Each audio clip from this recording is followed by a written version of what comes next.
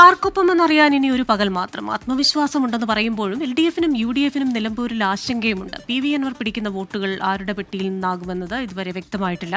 നാളെ രാവിലെ 8 മണി മുതൽ ചുങ്കത്തറ മാർത്തോമാ സ്കൂളിലായിരിക്കും വോട്ടെണ്ണൽ നടക്കുക. വോട്ടെണ്ണൽ ദിനത്തിൽ വിവരങ്ങൾ ഇടതടവില്ലാതെ പ്രേക്ഷകരിലേക്ക് എത്തിക്കാൻ 24 വാർത്താ സംഘവും സജ്ജമാണ്. വിവരങ്ങളുമായി നിലമ്പൂരിൽ നിന്ന് ചേരുന്നത് ദീപക് ധർമ്മടമാണ്. ദീപക്, 24 ടീം എന്തായാലും സജ്ജമാണ്. നിലമ്പൂരിൽ ആര് ജയിക്കുമെന്നുള്ളത് ഈ PV അൻവറിന്റെ വോട്ട് ആരിലേക്ക് എത്തും, അല്ലെങ്കിൽ ഏത് പാർട്ടിയിലേക്ക് എത്തും എന്നത് ആശ്രയിച്ചിരിക്കുമല്ലോ. നമ്മളെന്തായാലും സജ്ജമല്ലേ? ക്രിസ്റ്റീന, ആദ്യം തന്നെ പ്രിയ പ്രേക്ഷകരോട് പറയാനുള്ളത്, നിലമ്പൂർ വോട്ടെണ്ണൽ വാർത്തകൾ 5 മണി മുതൽ നമ്മൾ തത്സമയം അറിയിച്ചുകൊണ്ടേയിരിക്കും.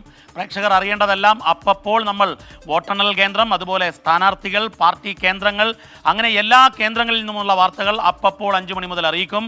അത് നിലമ്പൂരിൽ സജ്ജമായൊരു ടീം ഉണ്ട്. അതുകൂടാതെ അവിടെ നിന്നും SKN-ഉം ആഷ്മിയും വിജയകുമാറും ഒക്കെ കൂടി നമുക്ക് ഒരുമിച്ച് അങ്ങോട്ട് നാളെ ജനാധിപത്യത്തിൻ്റെ വിധി ഉത്സവം ആഘോഷമാക്കാം. ഇനി ഈ വിധിയുടെ നെഞ്ചിടിപ്പിനെ കുറിച്ച് പറയുമ്പോൾ ഇതിൽ നെഞ്ചിടിപ്പ് 2 മുന്നണികൾക്കും ഒരുപോലെയുണ്ട്, PV അൻവറിനുമുണ്ട് എന്നുള്ളതാണ്. ഏറ്റവും പ്രധാനപ്പെട്ട കാര്യം, PV അൻവർ, അതായത് രാജിവെച്ചു പോയ MLA, തൃണമൂൽ കോൺഗ്രസിൻ്റെ പുതിയ നേതാവ്, ഒരു ഘടകമല്ല എന്നായിരുന്നു 2 മുന്നണികളും പറഞ്ഞത്. പക്ഷേ എന്നാൽ ബൂത്തിൽ നിന്നും വന്ന കണക്കുകളിൽ അൻവർ ഘടകമാണ് എന്ന സൂചനകളുണ്ട്. അത്തരം പൊളിറ്റിക്കൽ ഇൻഡിക്കേഷൻസ് കൃത്യമായുണ്ട്. മറ്റൊന്ന്, അൻവർ പിടിക്കുന്ന വോട്ടാണ് ആരുടെയും ജയവും പരാജയവും തീരുമാനിക്കുക എന്നുള്ളതും കൃത്യവും വ്യക്തവുമാണ്. അതിലേറ്റവും പ്രധാനപ്പെട്ട കാര്യം, നാളെ എണ്ണാൻ പോകുന്നത് ആദ്യം ഈ വഴിക്കടവ് പഞ്ചായത്താണ്. വഴിക്കടവ് പഞ്ചായത്തിൽ 1-ാം ബൂത്ത് മുതൽ, അതായത് ഈ മണ്ഡലത്തിലെ 1-ാം ബൂത്ത് മുതൽ 46-ാം ബൂത്ത് വരെയാണുള്ളത്. അവിടെയാണെങ്കിൽ പോളിംഗ് ശതമാനം 73.80%, അതായത് ഉയർന്ന പോളിംഗ് ശതമാനം രേഖപ്പെടുത്തിയ ഒരു മണ്ഡലമാണ്. അവിടെ ആദ്യം എണ്ണുമ്പോൾ അത് ആര്യാടൻ ഷൗക്കത്തിന് അനുകൂലമായിരിക്കുമെന്നുറപ്പാണ്. അവിടെ കുറച്ച് വോട്ട് അൻവറിനും കിട്ടും. ഏതായാലും ആദ്യം ആ മണ്ഡലത്തിൽ LDF-ന് ലീഡ് ഉണ്ടാകാൻ സാധ്യതയില്ല എന്നുള്ളതാണ് നമുക്ക് ഓരോ പഞ്ചായത്തിലും പോയി ഒരു പഠനം നടത്തിയപ്പോൾ മനസ്സിലായത്. അത് കഴിഞ്ഞ് മുത്തേടം പഞ്ചായത്തിലെത്തുമ്പോഴും അതുപോലെ തന്നെ ഒരു ലീഡ് UDF-ന് ഉണ്ടായേക്കും. പക്ഷേ എന്നാൽ പോത്തുകൽ മുതൽ, അതായത് ആദ്യം വഴിക്കടവെണ്ണി, മുത്തേടമെണ്ണി, എടക്കര കഴിയുമ്പോഴേക്കും പിന്നീട് ഡിസെൻഡിങ്ങിലേക്ക് പോകും.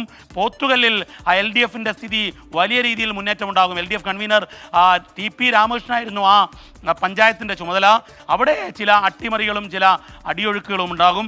അതുപോലെ തന്നെ UDF-ന് ഏറ്റവും ദോഷകരമായി വരാൻ പോകുന്നത് നിലമ്പൂർ നഗരസഭയും അതുപോലെ ഏറ്റവും ഒടുവിൽ എണ്ണാൻ പോകുന്ന അമരമ്പലവുമാണ്. അമരമ്പലം പഞ്ചായത്തിൽ ചില അടിയൊഴുക്കുകൾ ഉണ്ടാകും. അവിടെ ക്രോസ് വോട്ട് കൃത്യമായി സ്വരാജിന് അനുകൂലമായി നടന്നു എന്നുള്ള വിവരമാണ് ഗ്രാസ് റൂട്ടിൽ നിന്ന് ലഭിക്കുന്നത്. അങ്ങനെ നോക്കുമ്പോൾ ഈ എണ്ണൽ പ്രക്രിയയിലും നെഞ്ചിടിപ്പിൻ്റെ മണിക്കൂറുകളും മിനിറ്റുകളും നമുക്ക് നാളെ കാണാനാകുമെന്നുള്ളതാണ് ഈ ഗ്രൗണ്ട് സീറോയിൽ നിന്നുള്ള വിവരങ്ങളിൽ നമുക്ക് മനസ്സിലാവുന്നത്. ക്രിസ്റ്റീന, നമുക്ക് ഈ PV അൻവറിന്റെ വോട്ട് ഏത് പെട്ടിയിലേക്ക് പോകുമെന്നത് തീർച്ചയായും അത് ഡിസിസീവായിട്ടുള്ള ഒരു ഫാക്ടറാണ്. എന്നാലും അതൊരു സിംഗിൾ ഡിസിസീവ് ഫാക്ടർ ആവില്ലല്ലോ. അതിനപ്പുറമായി ഈ NDA ഒരു സ്ഥാനാർത്ഥി, ആ NDA വോട്ടുകൾ വിഭജിച്ചു പോകുമോ എന്ന ചോദ്യമൊക്കെ ഉണ്ടല്ലോ. പിന്നെ ആ മണ്ഡലത്തിൽ അവസാന ദിവസം, അതായത് തെരഞ്ഞെടുപ്പ് ദിവസം വന്ന ചില കാര്യങ്ങളൊക്കെ, അതൊക്കെ ഏത് രീതിയിൽ ഈ വോട്ടിങ്ങിനെ സ്വാധീനിച്ചു കാണുമെന്നാണ് കരുതുന്നത്? സാധാരണ ഈ സൈനിക നീക്കത്തിലും യുദ്ധ നീക്കത്തിലും ഡിഫ്യൂസറും ഡിസ്ട്രോയറും ഉണ്ടാവാറുണ്ട്. അതുപോലെ തന്നെ ഈ ഒരു രാഷ്ട്രീയ യുദ്ധത്തിലെ ഡിഫ്യൂസറും ഡിസ്ട്രോയറുമായി PV അൻവർ മാറുന്നു എന്നുള്ളതാണ് സത്യം. അതിൽ 2 കാര്യങ്ങളാണ്. ഒന്ന്, ക്രോസ് വോട്ട് നടന്ന ഇടത്ത് അത് സ്വരാജിന് അനുകൂലമായി മാറുന്നുണ്ട്. മറ്റൊന്ന്, PV അൻവർ പിടിക്കുന്ന വോട്ടിൽ അത് 100 വോട്ട് പിടിക്കുമ്പോൾ അതിൽ 30 വോട്ട് LDF-ൻ്റെതും 70 വോട്ട് UDF-ൻ്റെതുമാണെന്നാണ് LDF-ൻ്റെ കണക്കുകൂട്ടൽ. പക്ഷേ എന്നാൽ UDF പറയുന്നത് നേരെ തിരിച്ചാണ്. കൂടുതൽ പിടിക്കുന്നത് LDF-ൻ്റെതായിരിക്കും, 60-ഉം 40-ഉം വരുമെന്നുള്ളതാണ് UDF-ൻ്റെ കണക്ക്. എന്നാൽ 24 പ്രാദേശികമായി മനസ്സിലാക്കിയ പഠനത്തിൽ അതിൽ PV അൻവറിൻ്റെ വോട്ടിൽ ഗണ്യമായി UDF-നാണെങ്കിലും ഇടതുകോട്ടയിൽ നിന്നും നേരത്തെ ഇടതുപക്ഷത്തിന് കിട്ടിയ, അതായത് ഏറ്റവും ഒടുവിൽ PV അൻവർ ഈ മണ്ഡലത്തിൽ ജയിക്കുമ്പോൾ ബേസ് വോട്ട് CPM-ൻ്റെ വോട്ടിന് അപ്പുറത്തേക്കൊരു വലിയ വോട്ട് പോൾ ചെയ്തിട്ടുണ്ട്. ആ പോളിങ്ങിൽ അത് അൻവറിന് ഗുണകരമായ പോളിംഗ് ആണ്. അത് ഇടതുമുന്നണിക്ക് തിരിച്ചടിയാകും. പക്ഷേ ഇവിടെയാണ് M. സ്വരാജ് എന്ന കാൻഡിഡേറ്റ്, അതായത് ഒരു കാര്യം ഉറപ്പ്, ഈ 3 സ്ഥാനാർത്ഥികൾ ഏറ്റവും കൂടുതൽ പണിയെടുത്ത സ്ഥാനാർത്ഥി ആരാണെന്ന് ചോദിച്ചാൽ അത് PV അൻവറാണ്. കാലത്ത് 5 മണിക്ക് തന്നെ അദ്ദേഹം വോട്ടർമാരെ കാണാൻ പോയി. സുബൈ നമസ്കാരത്തിൻ്റെ സമയത്ത് മിക്കവാറും പള്ളികളിൽ അദ്ദേഹം, അതായത് അദ്ദേഹത്തിൻ്റെ വീട്ടിൽ നിന്നും അമരമ്പലത്തേക്ക് ദൂരമേറെയുണ്ട്, പക്ഷേ സുബൈ നമസ്കാരത്തിന് അദ്ദേഹം പള്ളിയിലെത്തി വോട്ടഭ്യർത്ഥിച്ചിട്ടുണ്ട്. അങ്ങനെ ഏറ്റവും കൂടുതൽ പണിയെടുത്ത സ്ഥാനാർത്ഥി PV അൻവർ ആണെങ്കിൽ ഏറ്റവും കൂടുതൽ ഇൻഫ്ലുവൻസറായ സ്ഥാനാർത്ഥി M സ്വരാജ് ആയിരുന്നു എന്നുള്ളത് കൊണ്ട് തന്നെ പൊളിറ്റിക്കൽ അല്ലാത്ത നോൺ പൊളിറ്റിക്കൽ വോട്ട് സ്വരാജിന് വരാൻ സാധ്യതയുണ്ട്. അതുപോലെ തന്നെ നോൺ പൊളിറ്റിക്കൽ വോട്ട് PV അൻവറിനും വരും. അത് മലയോര മേഖലയിലാണ്. വലിയ രാഷ്ട്രീയ താല്പര്യമില്ലാത്ത വന്യജീവി സംഘർഷത്തിൽ തുറന്നടിച്ച അൻവറിനോടൊപ്പം അൻവർ തോൽക്കുകയാണെങ്കിലും മാന്യമായി തോൽക്കട്ടെ എന്ന് പറഞ്ഞുകൊണ്ട് വോട്ട് ചെയ്യുന്നവരുണ്ട്. അങ്ങനെ നോക്കുമ്പോൾ ഈ 3 പേർക്കും ഈ വോട്ട് ഷെയറിൽ പോകുന്നത് ഡിസ്ട്രോയർ വോട്ടുകൾ ഉണ്ടാവും. ഒന്ന്, ഭരണവിരുദ്ധ വികാരമുണ്ടെങ്കിൽ ആ വിരുദ്ധ വികാരത്തിൻ്റെ പൂർണ്ണമായ വോട്ട് ഷൗക്കത്തിന് കിട്ടാതെ അൻവറിലേക്ക് പോകുന്നു.